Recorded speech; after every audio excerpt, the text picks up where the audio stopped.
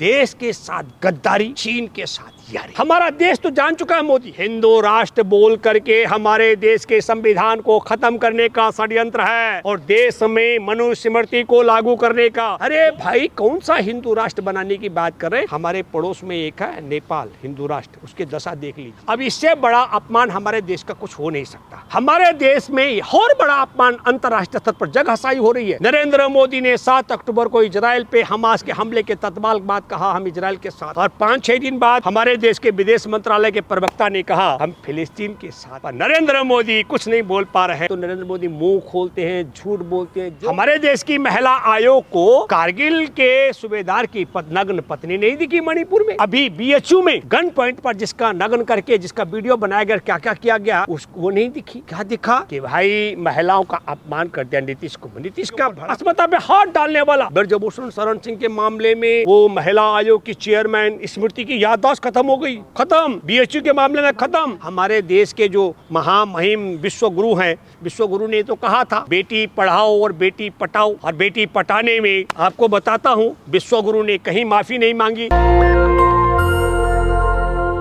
क्या कहेंगे जिस तरह से विपक्ष हारने के बाद कहती ईवीएम खराब है, जीतने के बाद कहती ईवीएम ठीक है? क्या कहेंगे? देखिए मैं आपको बताना चाहता हूं कि अभी ईवीएम को लेकर के प्रशांत भूषण बहुत वरिष्ठ अधिवक्ता हैं सुप्रीम कोर्ट में, क्योंकि सुप्रीम कोर्ट में यह मामला जाने के बाद इस पे वीवीपैट की गिनती का मामला भी है।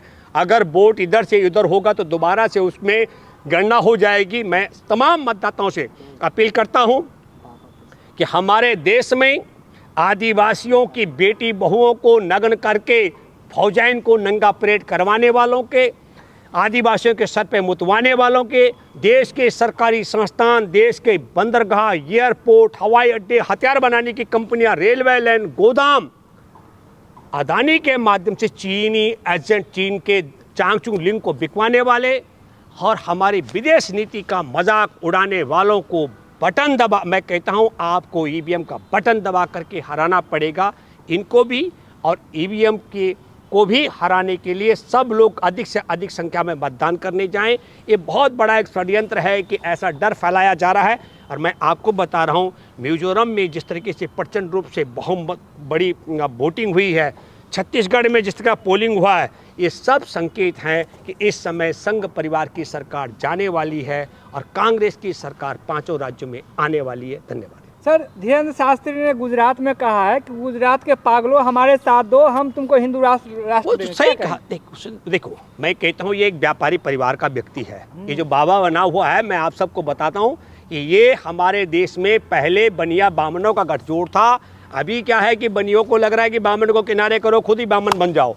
मैं आपके माध्यम से कहना चाहता हूँ उसने सही कहा। क्या कहा इसका नाम? धीरेन्द्र शास्त्री। हाँ, धीरेन्द्र शास्त्री ने सही कहा, क्योंकि एक पागल ने कहा कि बाकी जो गुजरात में जो पागल होंगे उन पागलों को इस पागल के साथ लगना चाहिए। पागलपन पर दौरे पर उसने ये बात कही है। कानूनी तौर पर जिस तरीके से हमारे देश में कोई बात करेगा खालिस्तान बनाने की तो देशद्रोह का मुकदमा बन जाएगा, तो हिंदू राष्ट्र बनाने वाले इस पागल पर भी तत्काल मुकदमा बनना चाहे, कह रहे कैसे बन जाएगा?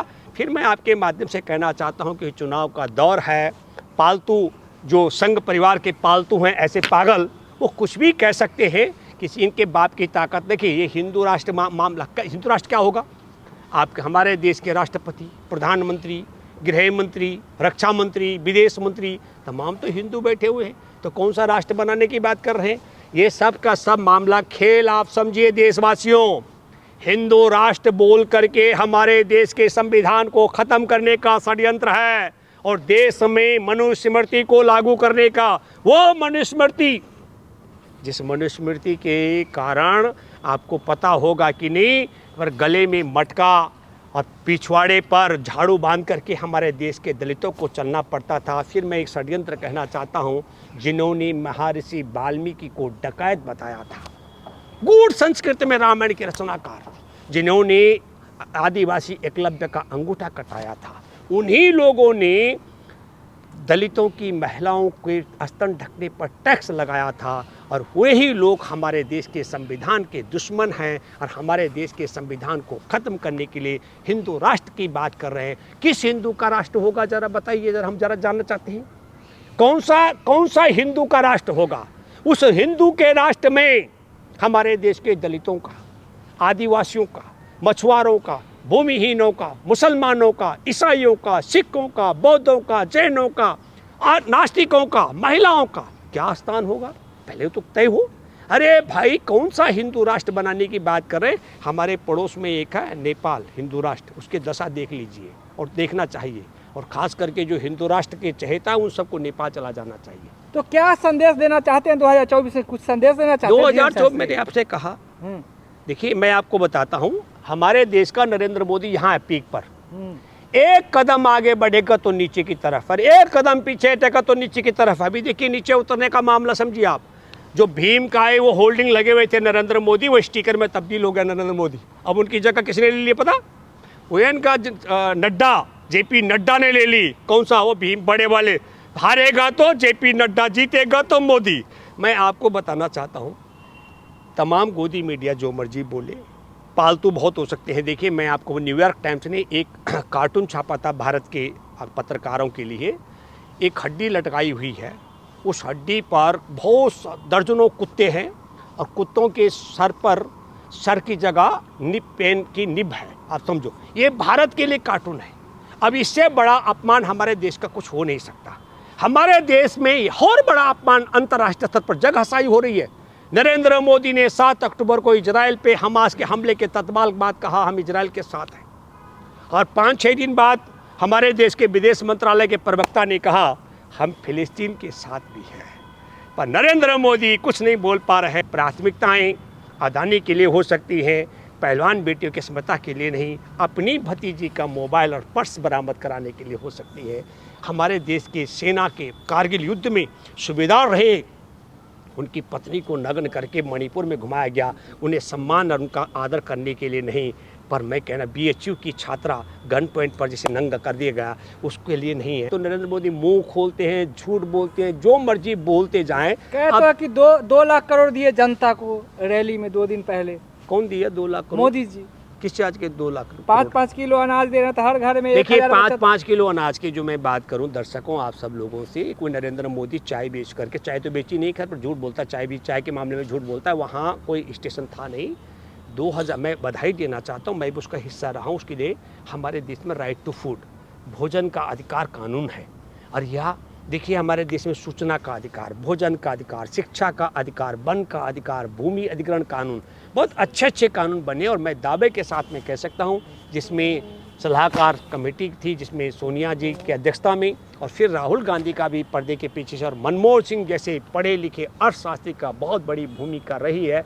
वो जो कानून है, हमारे देश में रोजगार नहीं दे पा रहे हैं, तो कानून है खाना देने का। नरेंद्र मोदी कोई एहसान नहीं कर रहे हैं। तो हमारे राज्य में कोई भूखा नहीं सोया। और नहीं, और एक मिनट देखिए, हमने संविधान सम्मान यात्रा की 2018 में।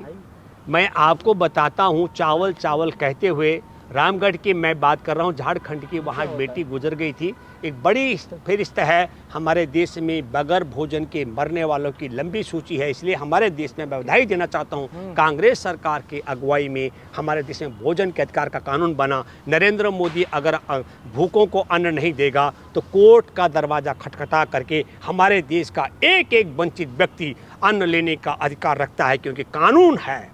आप समझ रहे हैं, और उस कानून के ही कारण नरेंद्र मोदी मजबूर और विवश हैं। इसलिए मोदी अन्न देने की बात कर रहे हैं। लेकिन मैं आपको बताना चाहता हूँ, इस अन्न की आड़ में मोदी वोट लेना चाहते हैं। जैसे आप समझ लो ना, कि एक समझ लो कि अब मैं क्या बोलूँ इसको शब्दों का, जैसे मोर के पंख होते ना, वो उठाकर दिखा देता है। नरेंद्र मोदी के पास 2024 के लिए क्या था? यही अन्न को एक्सटेंड करने का मामला था। लेकिन जनता जान चुकी है, मोदी तुम 5 साल का हो, चाहे 50 साल का हो, चाहे आजीवन का हो, 5 किलो अनाज का कानून तो 80 करोड़ सुनो कानून तो, अरे सुनो भैया, कानून तो कांग्रेस ने ही बनाया ना। कानून कांग्रेस ने बनाया है। और जो ये नरेंद्र मोदी कह रहा है कि कांग्रेस आएगी अन्न देना बंद कर देगी, मैं आप सब दर्शकों से अपील करता हूँ और दावा करता हूँ, वचन देता हूँ आपको, हमारे देश में कांग्रेस की सरकार बनने के बाद ये इसलिए बंद नहीं कर दिया जाएगा क्योंकि कानून बनाने का काम भी कांग्रेस ने किया था। नरेंद्र मोदी की तो मजबूरी और व्यवस्था है कि वह उस कानून का पालन करते हुए 5 किलो अनाज देने के लिए विवश है मोदी। सर क्या कहेंगे, जिस तरह से पटना में नीतीश कुमार ने मतलब 1.5 लाख रोजगार दिए, सबको पेमेंट कर ये हो गया, तो क्या कहेंगे? देखिए नीतीश का जब जिक्र कर बहुत रहे हैं, चर्चा चल रहा है। हाँ हाँ, मैं जो आप बात कर रहे हैं, देखो नीतीश कुमार ने बहुत अच्छी बात गलत तरीके से कही। तरीका गलत था, पर क्योंकि वो समाजवादी खांटी आदमी है, उन्होंने कहा कि शायद नीतीश को लगा होगा कि शायद यह ज्ञान मैं ही बांट सकता हूँ, इसलिए नीतीश कुमार ने इस प्रकार कहा। लेकिन मैं हैरान हूँ, हमारे देश की महिला आयोग को कारगिल के सूबेदार की नग्न पत्नी नहीं दिखी मणिपुर में, वो युवती नहीं दिखी नग्न 18 जिसके भाई की बाप की हत्या कर दी गई, वो परेड नहीं दिखी क्या? वहाँ अभी हाथरस की बेटी जिसका शव रात को जलाया गया वो नहीं दिखी क्या? जो हाथरस के बाद मैं कहता हूँ अभी BHU में जिस क्या कहते हैं गन पॉइंट पर जिसका नग्न करके जिसका वीडियो बनाया गया, क्या क्या किया गया, वो नहीं दिखी। क्या दिखा कि भाई महिलाओं का अपमान कर दिया नीतीश को। नीतीश का बड़ापन है, नीतीश ने माफ़ी मांगी, नीतीश को लगा कि मेरा तरीका गलत था, नीतीश ने उसके लिए माफ़ी मांगी। लेकिन आपको एक्सप्रेशन बहुत गंदा था। हाँ, मैंने कहा कि बताने का तरीका गलत था, वो और कोई तरीका, लेकिन उसमें किसी महिला का अपमान किया हो, किसी पुरुष का अपमान किया हो, ये बिल्कुल नहीं हुआ है। तरीका गलत था, जो गलत तरीका था उसके लिए माफ़ी मांगी है, क्योंकि यह हाथ जरूर हो सकता था। मुझे लगता है कि हर चीज़ के लिए देखिए हमारे देश में हमारे देश के जो महामहिम विश्वगुरु हैं, विश्वगुरु ने तो कहा था बेटी पढ़ाओ और बेटी पटाओ, और बेटी पटाने में आपको बताता हूँ विश्वगुरु ने कहीं माफ़ी नहीं मांगी। देखिए मैं फिर कहना चाहता हूँ, विश्वगुरु पर आँच नहीं आनी चाहिए, एक तो कपड़ों की शान खराब नहीं होनी चाहिए। विश्वगुरु बेटी पढ़ाओ और बेटी पढ़ाओ पटाओ बोल दें तो कोई चर्चा नहीं, लेकिन विश्वगुरु की भतीजी का पर्स अगर चला जाए, मोबाइल अगर चला जाए तो दिन रात 24 घंटे का बरामद करना पड़ेगा। हमारे ओलंपिक पदक विजेता बेटियों पर अस्मिता पे हाथ डालने वाला ब्रजभूषण शरण सिंह के मामले में वो महिला आयोग की चेयरमैन स्मृति की याददाश्त खत्म हो गई, खत्म। BHU के मामले में खत्म। इसलिए मैं कहना चाहता हूं कि इनकी याददाश्त तब वापस आती है जब इनको पर हाँ संजीवनी दे दी। कोई सवाल इनके पास नहीं था बस बोलने के लिए। अभी देखा महुआ मोइत्रा कैसे घेर रहे हैं। मैं नहीं कह रहा हूं कि महुआ मोइत्रा ने अच्छा काम किया, लेकिन फिर मैं ये कहना चाहता हूं कि चीन के चांग चुंग लिंग का 63 अरब, अरे मोदी तुम तो ऐप बंद कर दिए थे, काहे तुम ऐप बंद कर दिए थे ना, ऐप बंद किए थे तो काहे हमारे देश के एयरपोर्ट बंदरगाह हथियार बनाने की कंपनियां चीन को बिकवा दिया अदानी के माध्यम से। इसलिए मैं आपके माध्यम से कह सकता हूं और दावे के साथ मैं कह सकता हूं, देश के साथ गद्दारी, चीन के साथ यारी। अपने परिवार के लिए इतना अस्तर किसी का मैंने गिरा हुआ नहीं देखा कि अपनी बेटी का पर्स भी चला जाए तो बरामद होना चाहिए, दूसरे किसान की गरीब की बेटी की समता चली जाए, इज्जत चली जाए तो इज्जत लूटने वाले पर या इज्जत पे हाथ डालने वाले पर आंच नहीं आनी चाहिए। ये विरोधाभास हमारा देश तो जान चुका है मोदी, तुम जानो ना जानो। अब देखिए आप मध्य प्रदेश में आदिवासी के सर पे पेशाब करवा देंगे, आप मणिपुर में नंगर करवा देंगे, और आप BHU की बेटी को न्याय नहीं दिलाएंगे, आप हमारे देश की वाल्मीकि की बेटी का शव को रात को जला देंगे, और आप मैं कह रहा हूँ कुलदीप सेंगर की पीड़िता के परिवार को न्याय नहीं दिलाएंगे। लेकिन जनता समझती है अब 5 राज्यों में कांग्रेस आ रही है और इनका भूत जा रहा है, इतना है। नेशनल दस्तक की आपसे गुजारिश है कि अगर इसको बचाना चाहते हैं तो नेशनल दस्तक को सब्सक्राइब करने के लिए रेड कलर के सब्सक्राइब बटन को दबाएं, फिर बेल आइकन की घंटी दबाएं। नेशनल दस्तक को बचाने के लिए बहुत जरूरी है कि हर खबर को शेयर करें, लाइक करें, कमेंट जरूर करें।